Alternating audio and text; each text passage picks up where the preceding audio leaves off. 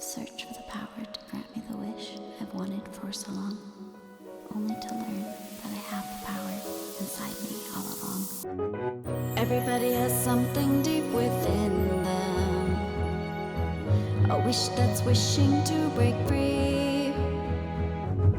Just close your eyes and start to believe everything's a possibility.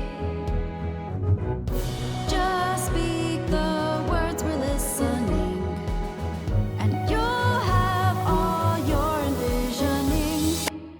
Everybody has something deep within them, a wish that's wishing to break free.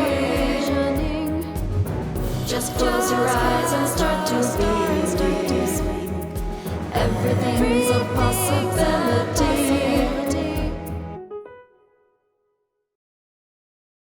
Last time on Wish Fulfillment. All right, here we go. And he just thinks of this plane, of the librarian, of the dragon, of this endless knowledge. And he tries to focus on that, and I'm going to cast Plane Shift. Unlike the vision that you all saw of these endless bookshelves of scrolls and just knowledge all organized in beautiful shelves and on tables, this place is a disaster. Shelves are knocked over. Books are strewn across the ground. What happened? They have ruined this place. The elven figure down the other hallway says they were here to steal. And then all three of them in unison say, you are here with them? We would never wish to do anything of such nature. You watch as the four of these beings startle at that.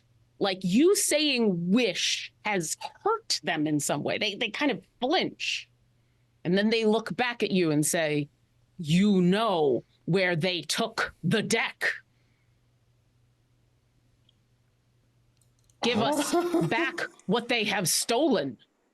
Oh. And they start to advance on you. I need everybody to roll initiative. Oh, no. This one's mine, and it'll be the dwarf. I'll just... Roll me an Arcana check. Oh, no. I'm very curious how this is going to work because... Oh, yeah. What? Because they're all compelled by one mind. They're all together, and you compelled one.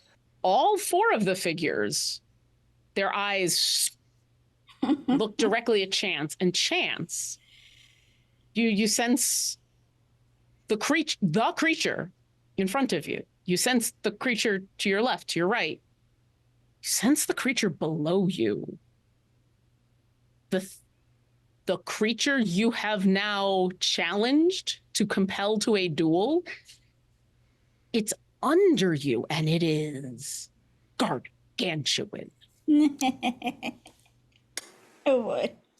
Good. This gave me information. I like it. Is there anything else you'd like to do? I think you just hear Chance go, oh.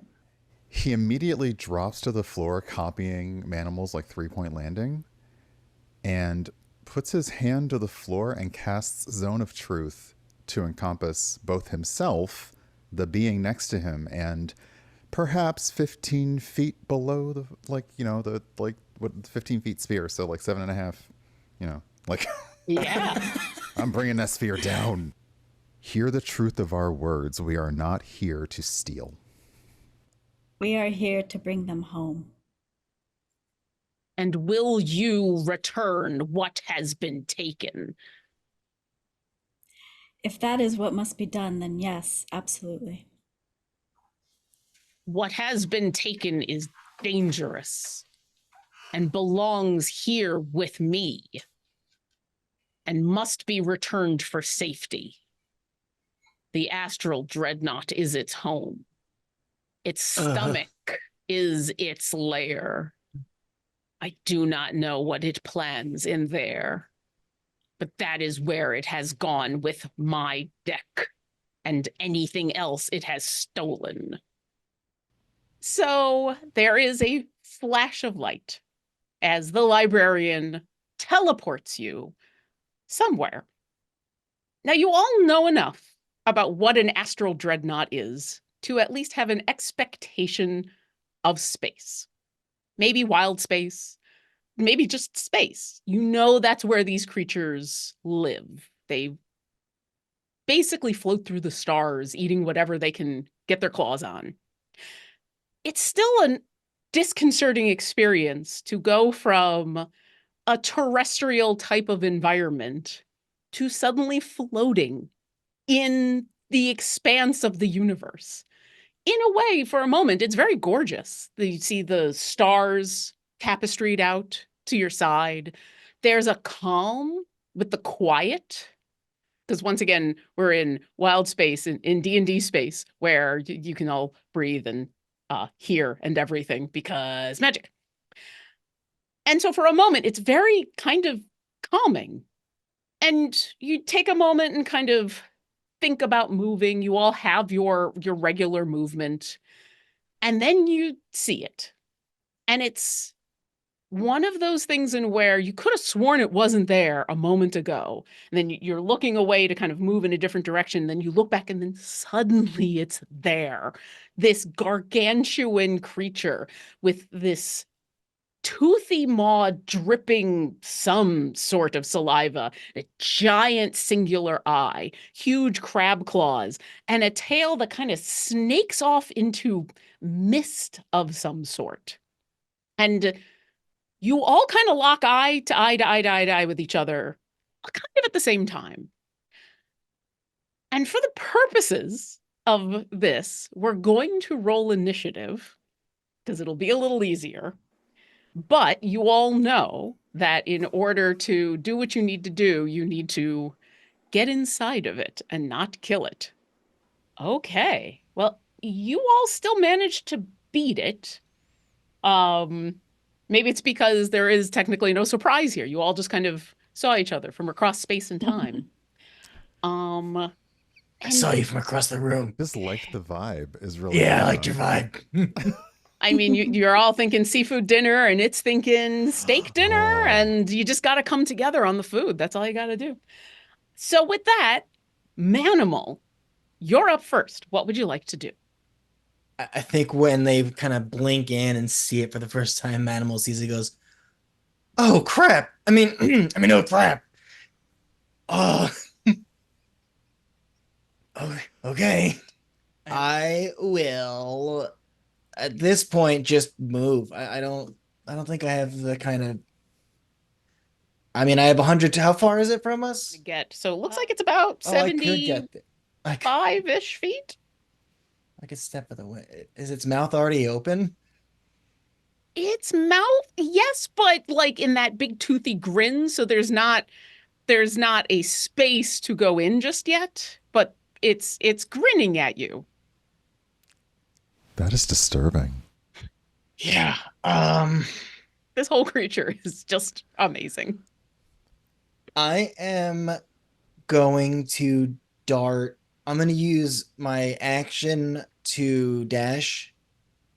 And I'm just going to use my whole turn to go basically as under it as I possibly can. Okay. How much movement do you have? What's your regular movement? I have 60 movement, so 120 feet of movement. Okay, so yeah, you can, with your movement, almost get there, and then your bonus action, step of the wind. I'm going to, because I want to give everyone a chance to kind of get around. So I'm just going to use my whole turn to get to it and under it. Okay. So I'm going to spend 120 feet to be just in front of it, but down as low as makes sense. So like 60 feet under it. You can absolutely do that. As you approach this gargantuan beast, its eye tracks you. And the rest of you watch as the whole creature almost turns a little bit in space as its head tilts to follow you as you go under. On Manamal, wait, no, just moving through. How's it going? You feel a weird sensation as that eye focuses on you. You are now in a field of anti-magic. So Oh no. none of your magic items are working, and Oh, you great. No, that's not great. will not be able to cast spells. Okay. I think you are all high enough level that you've all faced beholders. So you're kind of familiar with this sensation. Whether or not you knew that the astral dreadnought can do it is totally up to you. So if it's a wondrous item, then it no longer None of your has the magic. benefits. It is an anti-magic field. I believe unless your item specifically says even that it works even in an anti-magic field.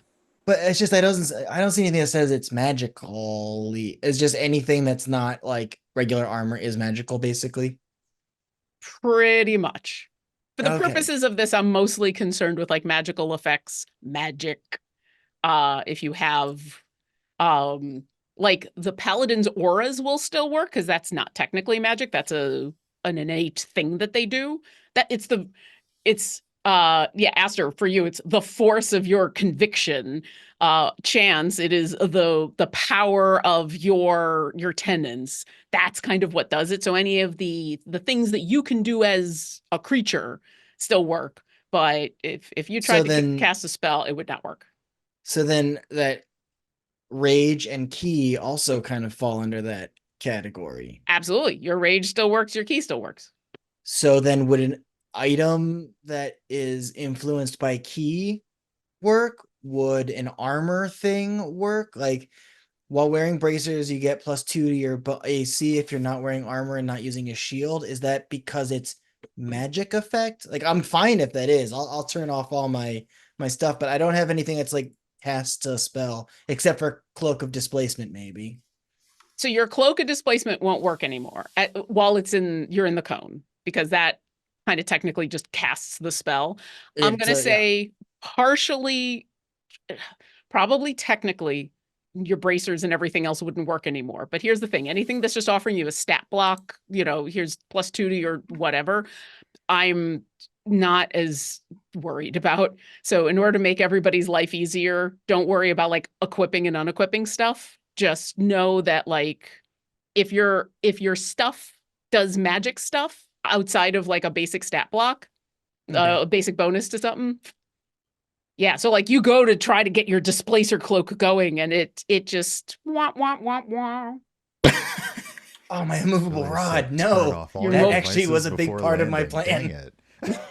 Yeah, your immovable rod will not work in this eyes cone. Is there anything else you would like to do? I think you technically still have a bonus action. I'll rage. Awesome. Or I will achieve justice or whatever I'm deciding to call it. I don't know yet. But he's I not like it's not rage view. I will achieve justice. I will embody justice. And then when the fight's over, you will have achieved justice. I love it. Booeno. It doesn't look like it. It is your turn. Oh, cool. Booeno just thinks to himself, well, I don't know if how is this gonna work because I am completely magic, but let's just try it.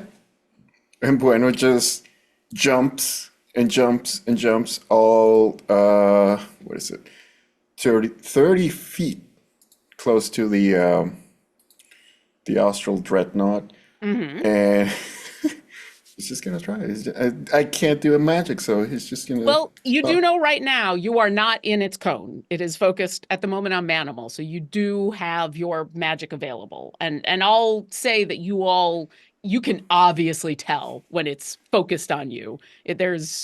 It's not a guess. So at the moment, you can still do magic stuff. Okay, at the moment. He's just gonna try it. He's just gonna go like, hey, hello, Astral Dreadnought. We're not here to hurt you. We want to help you. Would you mind opening your Astral Dread mouth so we can get in? Are you doing anything else, or is this literally you're just trying to persuade it to eat you? Literally trying to persuade it with my -1 persuasion. So yeah.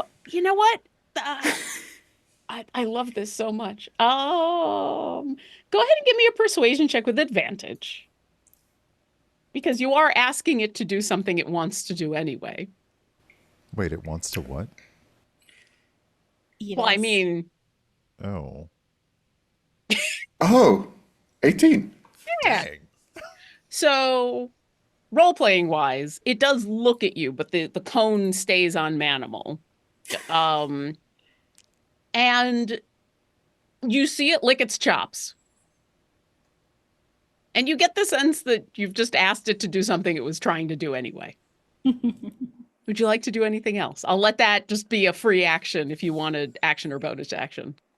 Oh yeah, okay. I'll just use prestidigitation on myself to make myself smell like the most delicious ever steak ever, and Okay. just emanate that smell. And that is my turn. I love it. Excellent. Aster, it is your turn. Aster is instantly distracted by food. And then no, sorry, wait, no. And has heard of astral dreadnoughts, so sees that it's sort of focused on Manimal. And I think Aster will use the dash action to whatever force we're able to propel ourselves with in this space to kind of move forward. Let's see here. We are 60 feet towards the thing. So use like the full... does Manimal, I mean, aside from it focusing on Manimal, is Manimal in any kind of distress, or just Manimal got the Astral Dreadnought's attention first? Okay. Yeah, I think after Bueno's very probably convincing argument, Aster's gonna, whatever it is that our bodies are doing in this space, is just gonna hang here. Obviously within scrumptious range. Excellent. Is that all you're going to do? For now, yeah. Yeah, that's it. At the end of your turn, the Astral Dreadnought is going to take a legendary action. And while its eye is still pointed down to Manimal, there's something about the fresh smell of delicious steak wafting through the astral sea that makes one of its claws come out and try to grab Booeno. Does a 33 hit? And I know I asked that ridiculousness. No, it just misses by 1. No, Okay. yes, absolutely. Okay. I know. I'm trying to figure out if I should use Sentinel on it, but that No, probably no. isn't. You're gonna take 21 force damage. Chance, it is your turn. Chance is going to move forward 30 feet. And I'd like to hold my action to be triggered on a certain event. Okay. Is that okay? Yeah, what's the event? I would like my action to happen as soon as the creature's mouth opens. I can tell you when that happens. All right, so you move 30 feet closer to it. It is the Astral Dreadnought's turn. So, let's see. His claw has 30 feet of range. I mean, this thing is Holy- huge. I know. This thing is real bad. Yeah, I think it's been invited to dine on one of you. So it's going to move. Now, Manimal, it will not leave your threat range. Because it is so big. It's also, yeah. Basically, I'm not this close is enough. well, and also, I mean, picture that scene from the original Star Wars, and where the Star Destroyer goes overhead and it's just massive and you're just watching it. And yeah, it's kind of one of those. As it moves forward to Booeno, and it's going to look up at Booeno, and it's going to catch Booeno, Aster, and Chance. All of you are in its anti-magic cone right now. Dang it. And with that, I might have ruined a plan accidentally, but it is going to try to chomp down on Booeno. So its big maw opens up and whomp. That's only a 22 to hit. Absolutely, yes. Okay. You are going to take 24 force damage. So at this moment, Chance, I don't know if I've totally ruined what you wanted to do, but its mouth is open as it. I cannot cast a spell. Dang it. Yeah. Booeno, as it chomps down on you, it is gonna try to swallow you. Would you like to resist? Nope. Okay. Let me. So there's a hump, and then there's another hump. You are going to take another 35 points of force damage as you go hump, and then you watch as Booeno disappears, swallowed by the astral dreadnought. Booeno, we will get back to you on your turn. Oh dear. And suddenly there's a juicy steak. Manamal, it is your turn. You've just watched something really dangerous happen, even though that's exactly what you were kind of going for. Yeah. I'm gonna fly my pretty self to its mouth. I'm gonna like fly under it and be right at its mouth. Now I know its mouth isn't necessarily open, Yeah. but since it's gargantuan, is there enough of a gap in its teeth to slide through if you're a normal sized person? There is not, but if you would like to try, like it's gonna hump hump, and if you would like to try to either force your way on in since you're right there, or like dodge on in as it's chomping down, I'll let you try one of those two. I need either an acrobatics or an athletics check. Yeah, so what I think I'll do is I'm gonna do the athletics check. Sure.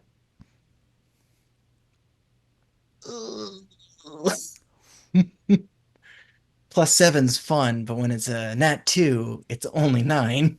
Oof. Yikes.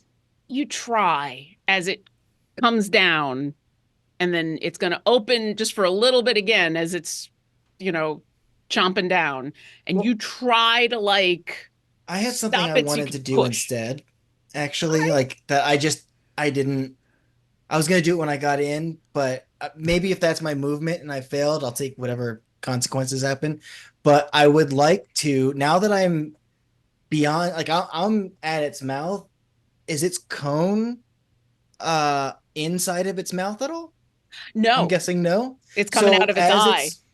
As its mouth is opening up and chomping, I want to throw my immovable rod up into its mouth and click it into place so that it can't chomp down. And then I would want to go in. So here's what I'll let you do. Give me an acrobatics check to time it, because that's awesome, but it's still going to take a little bit of timing to do that. But I love it. 19? Yeah, that does it. I was going by a specific DC. So yeah, you kind of toss it on in there and click with it's mage hand, right? That you're using it's got its own mage hand, yeah. And so it's opening its mouth and you throw that thing in, and then Yeah, and then on its down, I go right on in. all right. You dive on into its mouth. You get to the back of its throat, and are you going to try to take the rod with you, or are you going to leave it? I'm gonna hang out. I'm gonna hang out In its case my mouth? friends. Yeah, I don't know. My friends might need help. I love this so much. Awesome. Yeah, you hang out there. I would hang out. Okay. Do you want to do anything else? I'll let you have a bonus action. And I will count you using the rod as an attack so that you don't lose your rage, because that was just fun. Oh, fantastic. Great, because I might need that rage real soon. No, because I have my Cloak of Displacements now back working. It is. Okay. All right. Bueno. You find yourself transported down. For a moment, you're being swallowed and it's disgusting and horrible. And then all of a sudden, you're lying on rocks, kind of this rocky, nondescript ground, and everything feels a little off. Like it's got that kind of fuzzy quality, as though kind of you're dreaming, but maybe not. Everything is just a little out of focus. And like the further away it gets, the more out of focus, and the more blurry, and the more it kind of turns into watercolors. And you stand up and look around and you hear a voice that says, you're not supposed to be here. You should go. You should go. You should go. You should go. You should go. I don't like that last one. I'm actually supposed to be here because I'm trying to do something. And also, and I just turn to the heavens and I say, you could have just said yes instead of doing all that and like hurt me a lot. But I'm just saying. And he just grabs a bottle and drinks it as the supreme potion. And just drinks it. And all right, I'm just gonna wait for my friends if you don't mind. And that's I love it. We'll come back around to you shortly. Aster, it is your turn. All right. So it is the mouth is open, fixed mouth- open. The mouth is currently, it hasn't, let me figure out how I'm going to describe this. Yeah, I'm going to describe it this way. It hasn't figured out what is keeping its mouth open yet. Oh, And so it hasn't figured out that it can like basically move off of it yet. It's still going. Is the anti-magic field still aimed at Aster and Chance? It Or is, but Okay. I will say that you do kind of realize it's the cone, and you do know that you could move out of it if you wanted to. It would take about, yeah, you're close enough. It'd be about 30 feet if you wanted to go like basically 30 feet in any direction, and you'll get out of it. Okay. I think, yeah, I think Aster's going to signal to Chance and just, I was going to say point, but I don't really know what up and down and like, just is going to like, Aster's been trying to feel for where this is because it hit Manamal, then it hit Aster, Booeno, and Chance. So yeah, Aster's going to move themselves out of the cone, maybe in a direction that feels like it's not being affected until he no longer feels non-tingly. And once he feels tingly again, then he's gonna Misty Step into, this is so gross, into the Astral Dreadnought's mouth. All right. Yeah, you go kind of, I'm going to make a reference that you might enjoy, Brian. You know how in Star Trek, when ships always come at each other, even though it's space, and they could be like in any orientation, they're always like head on. So like there's just an innate thing that especially humanoids do, and where they orient themselves to head to feet. And so here's Astral Dreadnought, and here are all of you. And so you think to go down to get out of its cone and then into its mouth. It is disgusting, and you see Manamal. Okay. Where's Booeno? I think he's in. I'm here to help if it's needed, but but you can go in. Or I think I'll wait for Chance. Yeah. Because they're still out there. So don't stop doing any of this. I don't think it's figured out what's going on yet. And that's the end of your turn? Yup. Chance, it is your turn. The mouth is open. Same thing. You need to move like 35 feet in a direction to get out of the anti-magic cone. Because you're a little bit further away. But I am also just 25 feet from its mouth, so Yes. I might as well just make a dive for it and use my movement to get inside the mouth. You do so because of the immovable rod. Chance just kind of comes floating on in. The three of you are I now love hanging this out. majestic Chance, like this amazing majestic bird just like soaring into this astral trail. Lands lightly on the tongue. Ah. And Booeno is like, oh god, and we're all just like, I'm in there. I don't know. Booeno took the hardest route for sure. Anything else, Chance? Yes. Because because it's gonna be its turn next.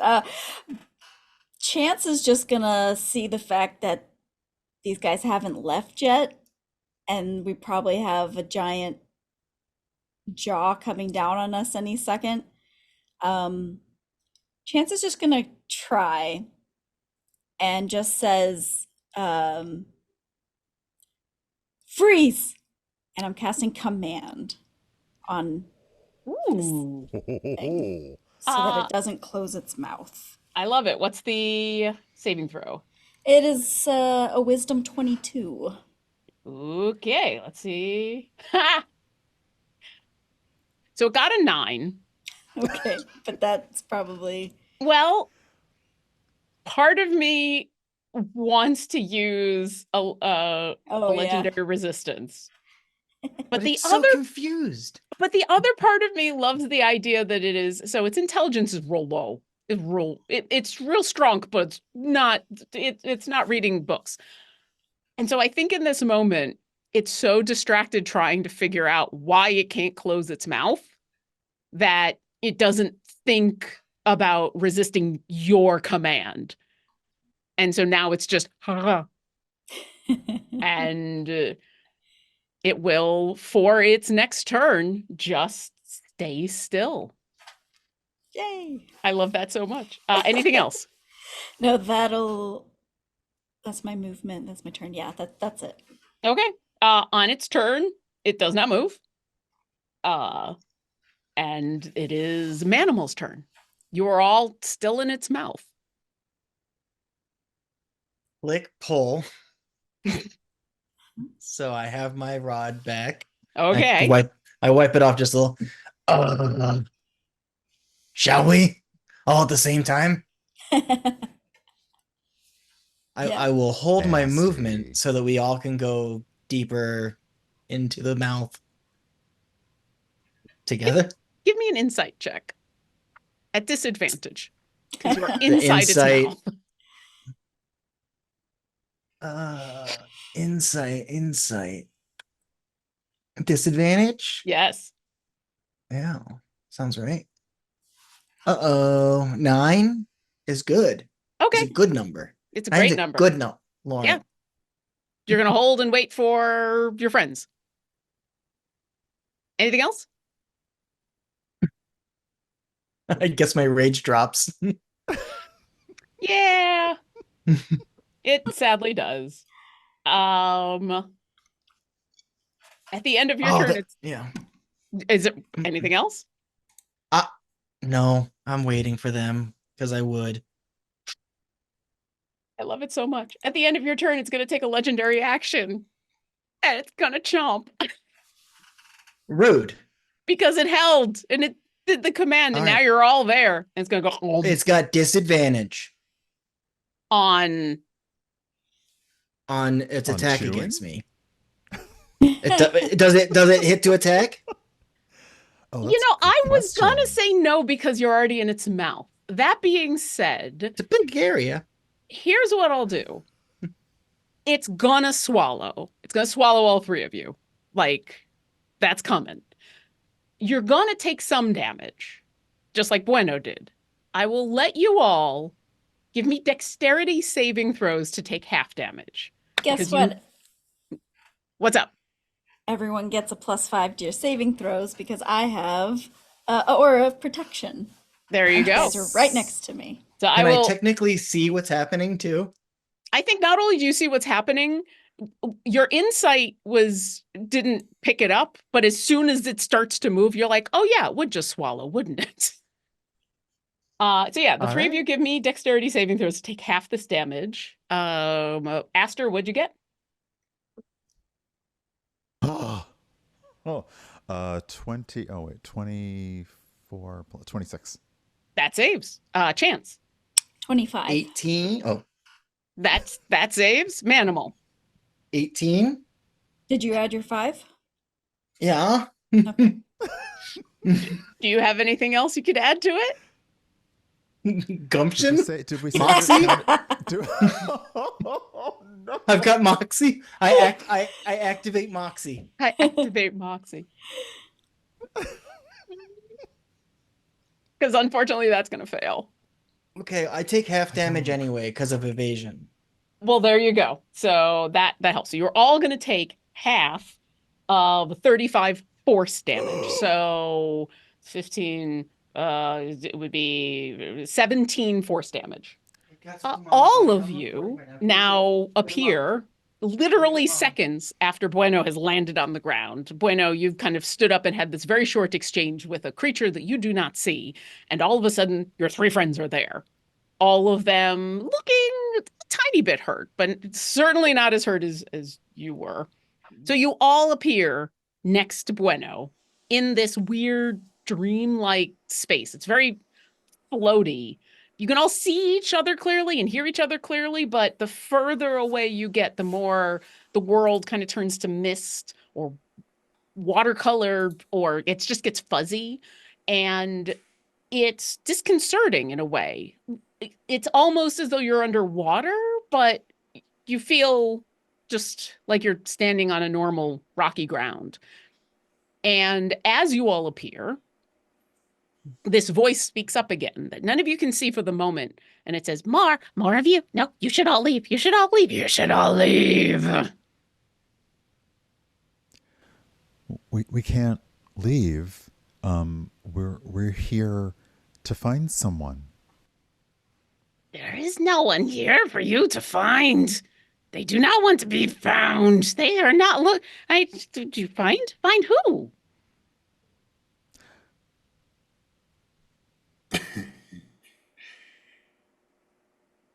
Sometimes people don't know when they're lost, and it's up to their friends to help find them and bring them home.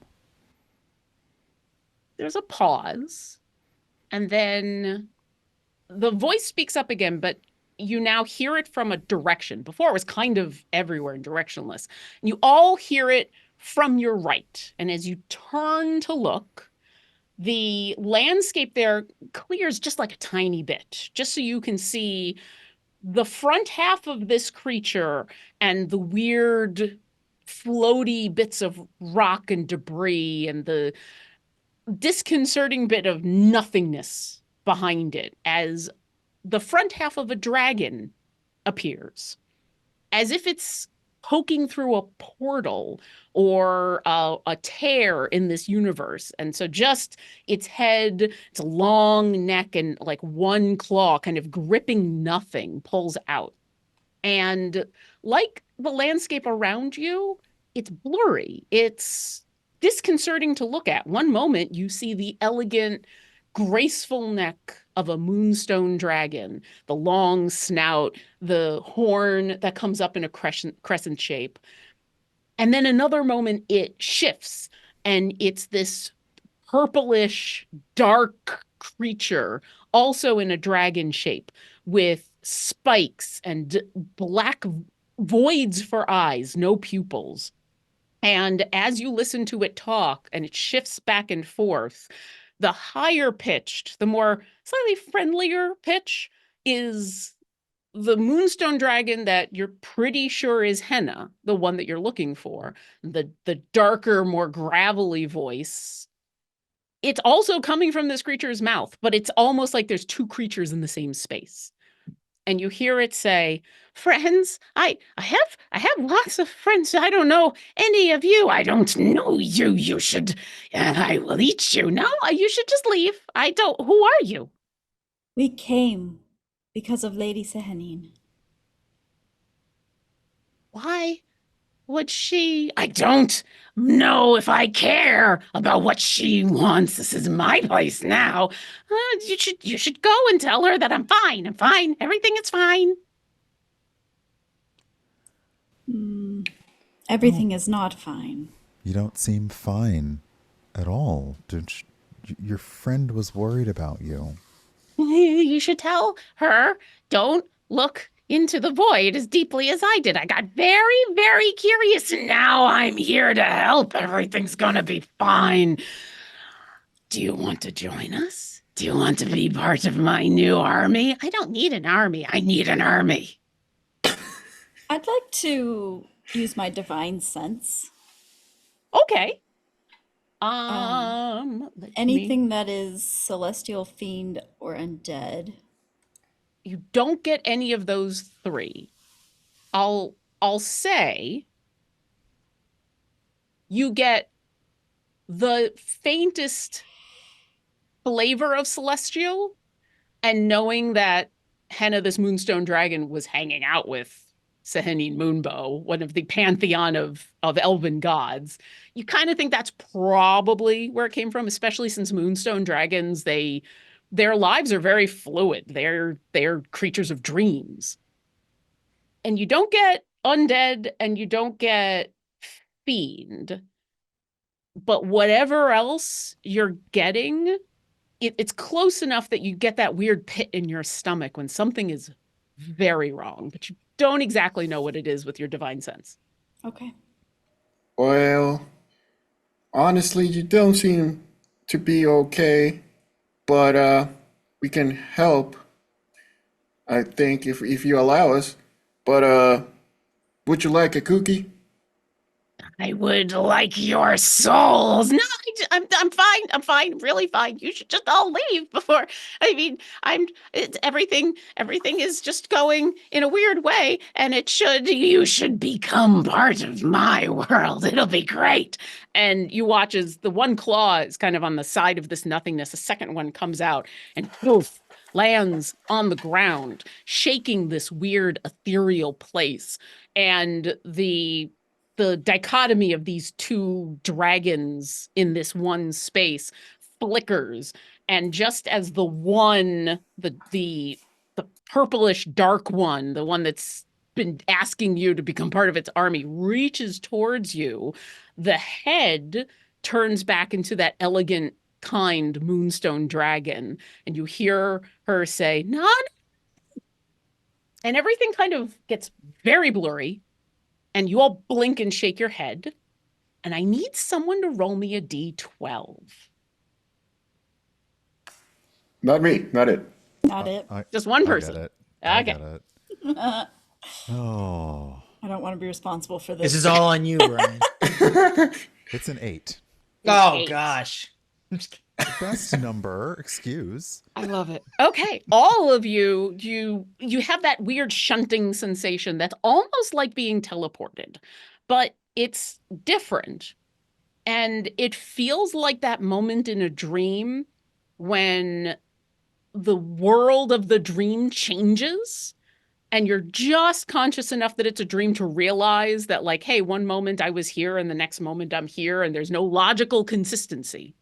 But everything just kind of warps and twists and then comes back together. And you're all standing on a grassy field. There's trees off in the distance. It's a gorgeous blue sky with a bright sun. It's warm with a cool breeze. And in front of you is a hill, kind of a big grassy knoll. And just at the top of it, you can see the white wooded sides of a gazebo. Do we see, does it seem out of place? Do we see anything else besides the gazebo that is also like a building? Give me a perception check. 14. You look up at it. It's a gentle slope. It's not like a hill or anything. And then you kind of look around. The only other thing that you notice is as you look around, that weird sensation of the further out you are, the more blurry and indistinct things get is still there. It was a little harder to see at first because there isn't as much, but you see the grass kind of melding into just a green blanket of sorts. You see the sky going from this gorgeous blue to like almost dripping. And yeah, it still feels like you're in a dream, but nothing else catches your senses. Are we the only ones there? You do not see any other creatures. Chance will look at everyone and say, well, shall we play this game? And start to walk up towards the gazebo. I just want you all to know I love you all so much, but I really don't like magic. All right, and I'll follow. Sometimes it is tricky, so yeah. And I'll just walk behind Chance. Oh, Chance, by the way, what is it? If you want to talk about it, but what is it with you and the cards? Oh, it's quite simple. I am a knight of the Solar Bastion, and we've taken an oath to help those or hinder those with the deck of many things. Oh. So you like protect the cards, in a sense? In a sense, we protect the cards from those who would use them unwisely. We protect those who would use cards that are too powerful for them. In a sense, yes, we protect both sides from both sides. That is fascinating. Okay. Then let us protect everybody from this card. If you all protect those, I will protect the cards if you protect those who are trying to use the cards. Teamwork. I hear Let's it do makes the dream teamwork. work. Bueno, Speaking of dreams, roll me an Arcana check. Oh no. I mean, you should be pretty good at that. I think yeah, sure. Yeah. 17. So you were vaguely aware of the deck of many things, but learning a little bit more about what Chance does and the way that they help people who have stumbled upon this, and knowing that one of the things going on with this dragon is they were able to get a hold of a deck and seem to be doing things like casting wishes. You kind of look around and you remember another piece of information about specifically moonstone dragons and how when they dream, they can basically communicate with others in their dreams or bring them into their dreams. But you also know that the wish spell has usually bad and unintended consequences. And so what happens when a moonstone dragon starts to have a nightmare? Oh. So this might be a side effect of the, I don't want to say it because it might be too powerful, the W spell. So whenever, yeah, a W. So if the dragon is actually dreaming, what happens when everything becomes a nightmare? And that might be it, what we're going through right now. Does that make sense? well, it did sort of seem like she was arguing with herself, but not herself. Sometimes when you go too deep in the void looks back. Manamal, with those very wise words, you are the first to arrive at the gazebo at the top of Oh, this hill. Because you've all been, it's not that far, but I think with this conversation, you've all been kind of strolling in a sense, walking slowly.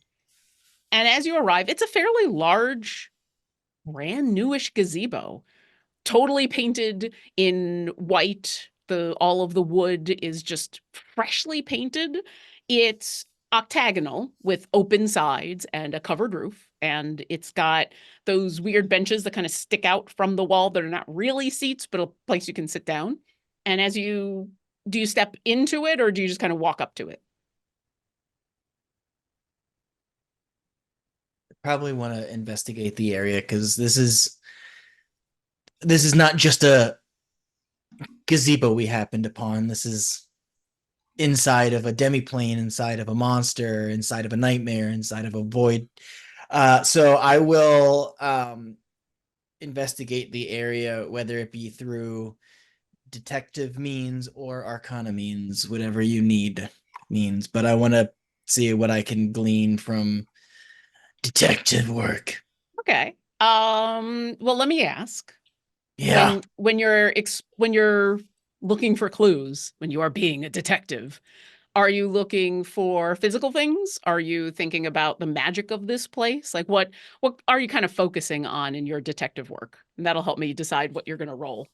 I think when I investigate a lot of crime scenes, especially, it's kind of obvious where it's leaning, and in this case, there's just so much magic involved that I'd probably get the old Arcana magnifying glass out. I love it. Go ahead and roll me an Arcana check. 9. You circle this gazebo. You kind of peer at it both with all of your senses and then with that other magical sense. Something does make your hackles raise. And you're not sure, is it, like you just said, it's a gazebo in a dream, in a nightmare, in a, a Matryoshka doll of stuff. But something does feel a little off. Can't quite put your finger on it.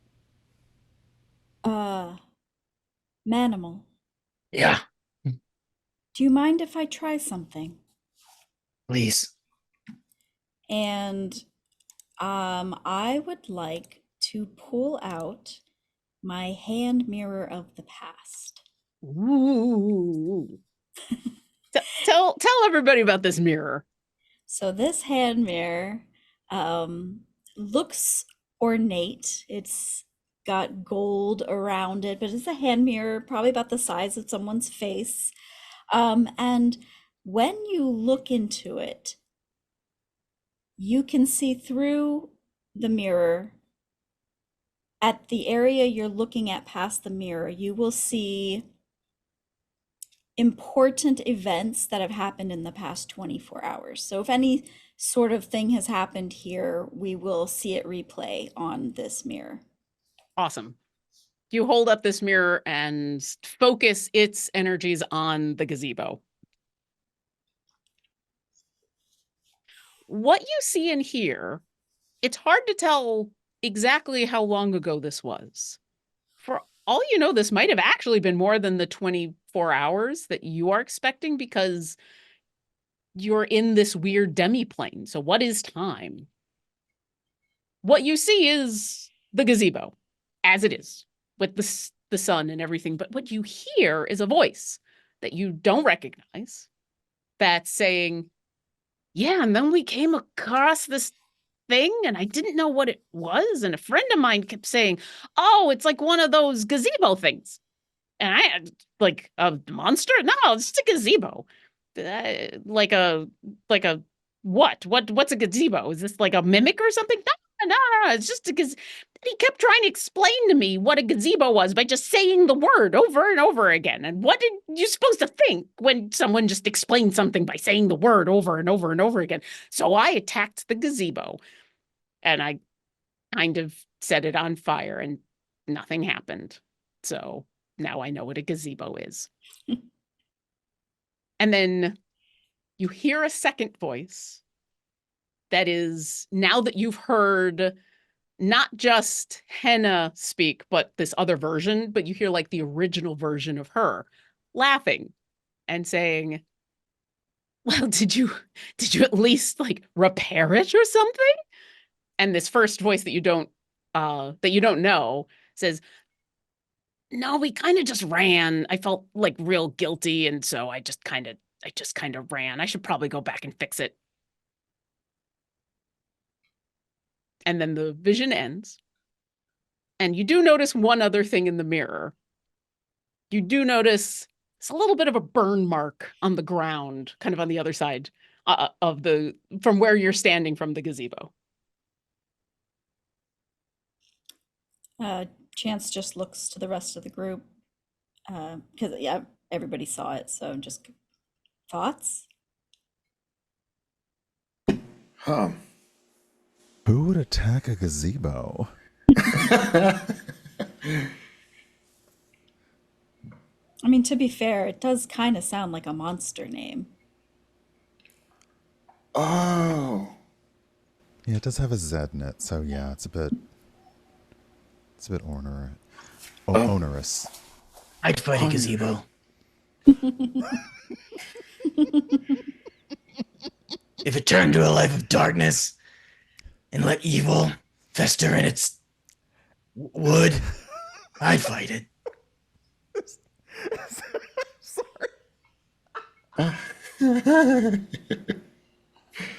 Okay. Is there anything else like the gazebo? Is it empty? Is there anything else in it, or is it just there? You don't see anything else in it. You can kind of circle around it and look from all angles. And now that this burn mark has been pointed out, you see that. Do you want to enter the gazebo, or are you still all staying outside? Aster had a foot ready to go into the gazebo until Manamal stopped to investigate. So they're kind of like, "Oh, we're not."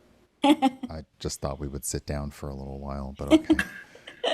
Is the burn mark outside of the gazebo, or It's is it inside. inside the gazebo? Yep. But oh, go ahead. Sorry, my bad. No, go. But what we heard from the flashback was that they tried to burn the gazebo, but it didn't catch fire. It caught fire, but But it nothing. didn't burn. It was very obvious one of these voices that was telling the story was expecting like a monster and just Okay. burnt a gazebo. Okay. Just to be safe, before we all take a step into this gazebo, allow me to just detect magic to see what we're dealing with. And All right. I shall cast detect magic at first level. Sure. Roll me an Arcana check with advantage. Okay. That's great. I'm not good at that. Let's see. Oh, 18. Awesome. Let me ask real quick, Manamal, what were you? Well, there's something else that mirror told us that I think is not to be overlooked. The other voice that we heard was the Moonstone Dragon, right? Sounded just like them. Mm-hmm. So that means that 24 hours ago, that dragon sounded like she was herself.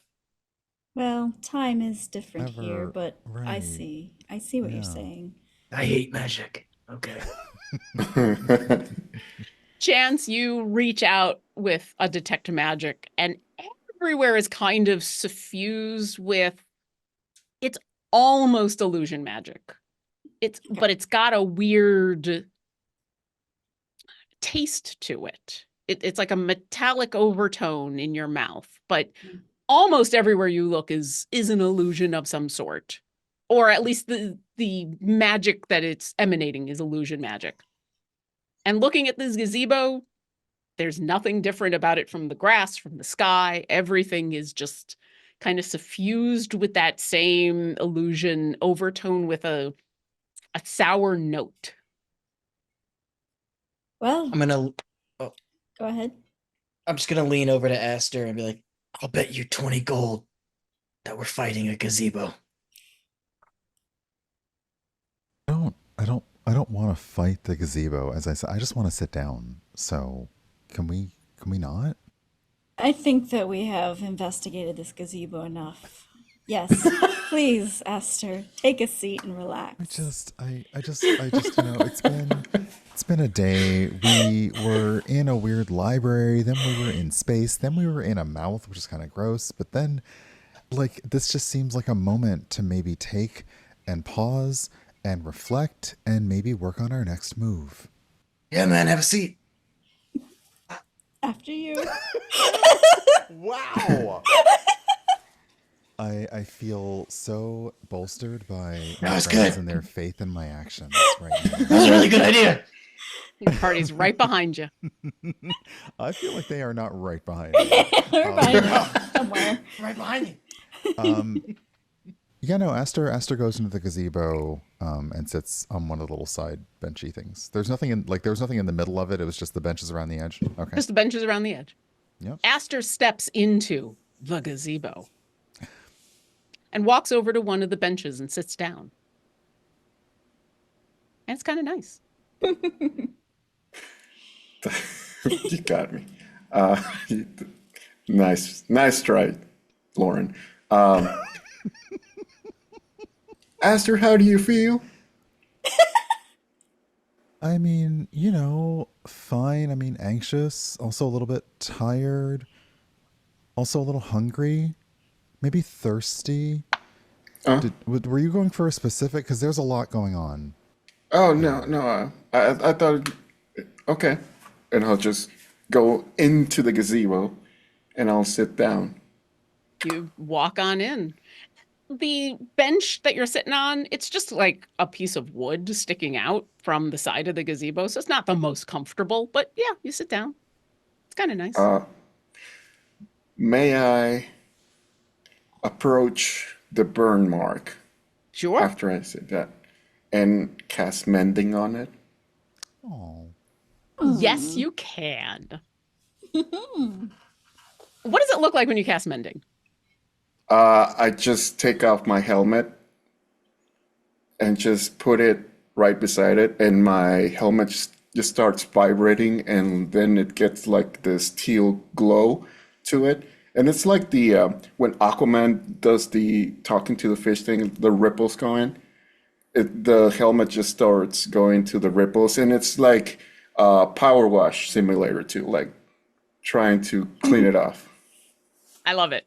These ripples come out and you watch as the burn mark completely mends itself. And now this gazebo is left once again pristine, clean, like it had just been built an hour ago and finished.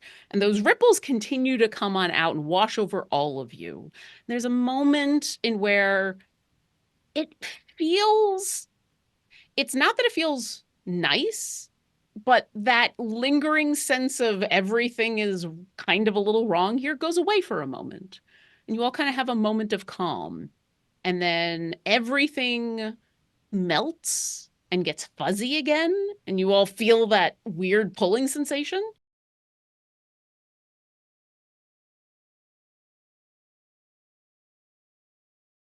I've searched for the power to grant me the wish I've wanted for so long, only to learn that I have the power inside me all along. Everybody has something deep within them, a wish that's wishing to break free. Just close your eyes and start to believe everything's a possibility.